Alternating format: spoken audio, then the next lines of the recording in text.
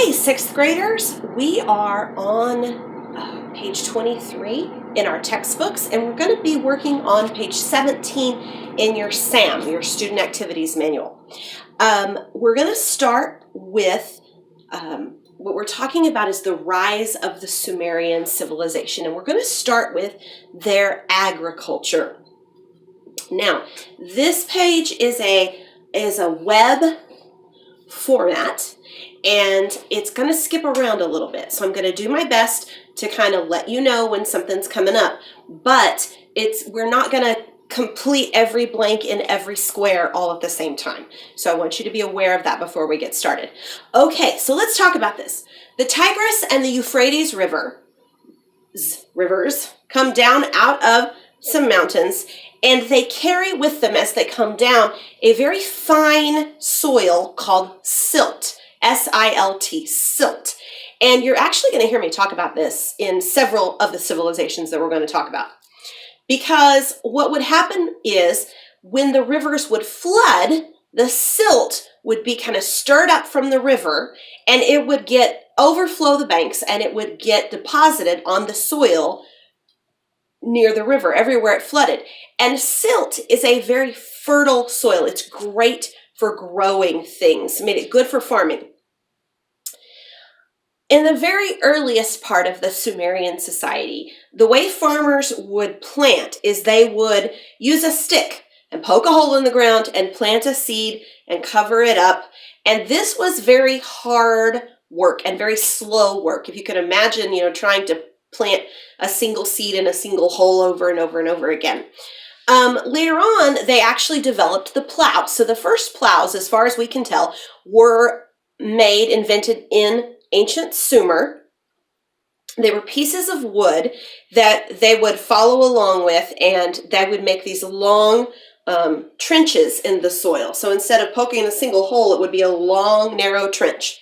And it was a lot easier to sprinkle seeds all along in a trench than it is to try and get it into a single hole.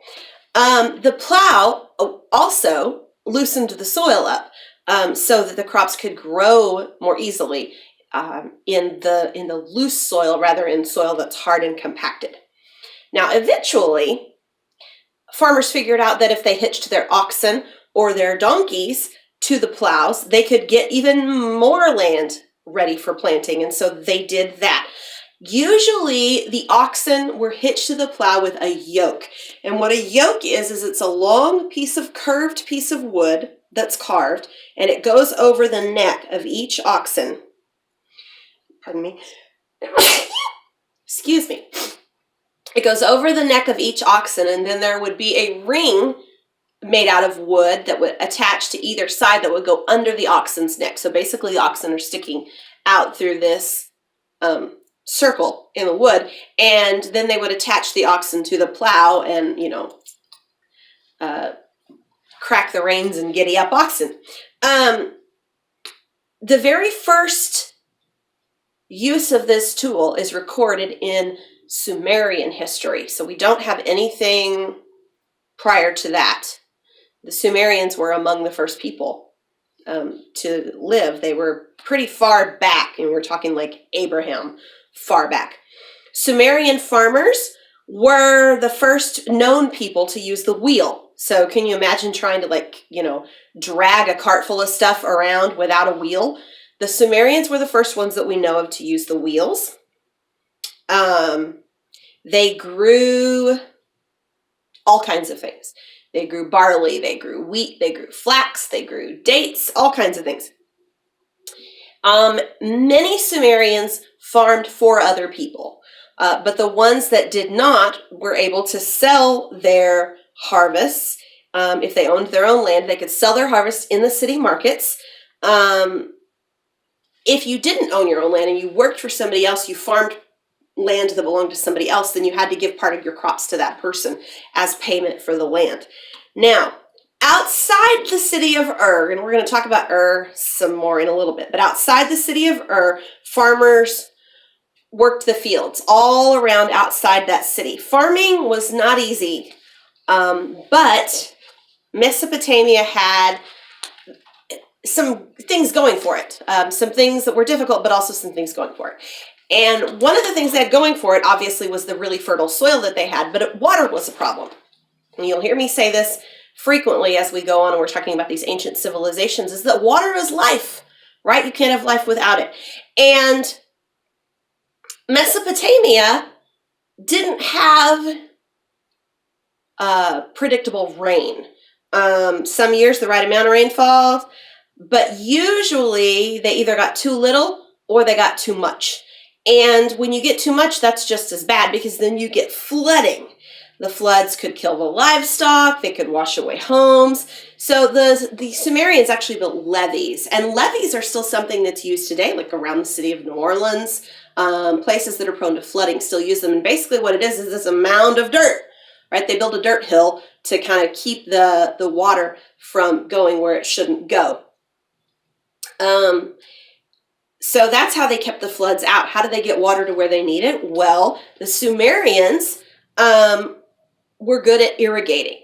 Most of the area past the rivers was desert. And if you look at page 24, there's a map on top of page 24, and you'll see the little green area is where it's not desert, but the stuff around it is desert.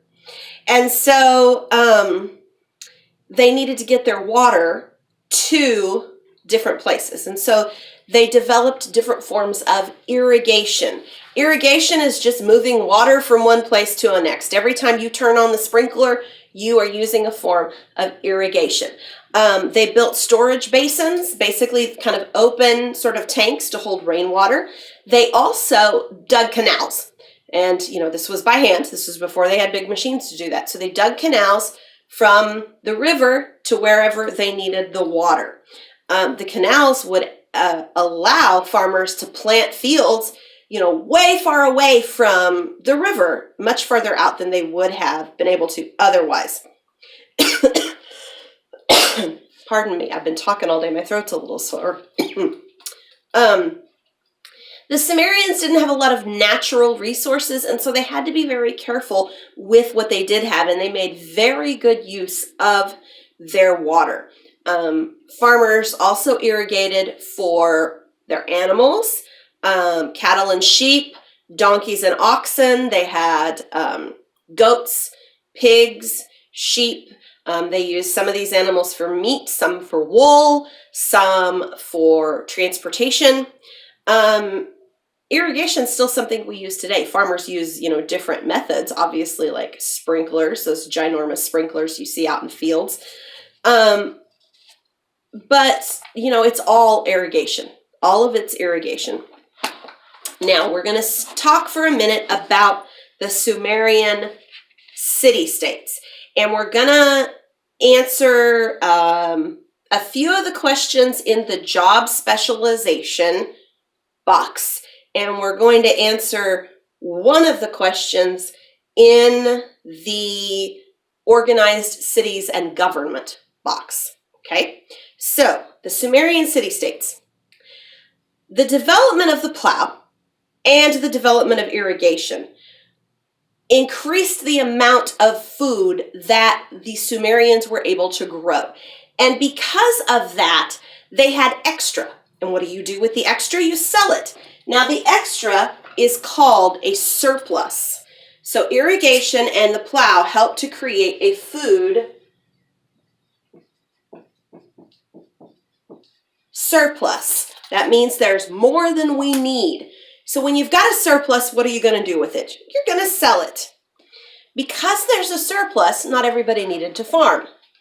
And so if you wanted to farm, but I didn't want to farm, I could go learn to do something else, and you could farm and I can buy food from you. So because of this, new occupations sprang up, new jobs. Fewer people needed to farm, so more people began working at specialized jobs and trades. Specialized jobs and trades.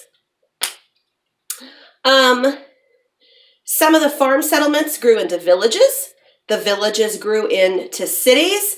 Most people worked on farms, but cities became very, very important places. And some of these cities developed into what was known as a city-state. And ancient Sumer was made up of several city-states. Now, a city-state is a city that governs itself. It doesn't answer to anybody else. It governs itself and the surrounding land that it controls. A city-state has its own government and it has its own laws. In ancient Sumer, every city-state also had its own gods. Some of the city-states wanted more power and they went to war against each other. So then they began to build up armies and they began to build giant walls around their city. Was a very powerful city-state during Abraham's lifetime. And we're going to stop there. Our next video is going to be on Sumerian society. And so we'll see you next time.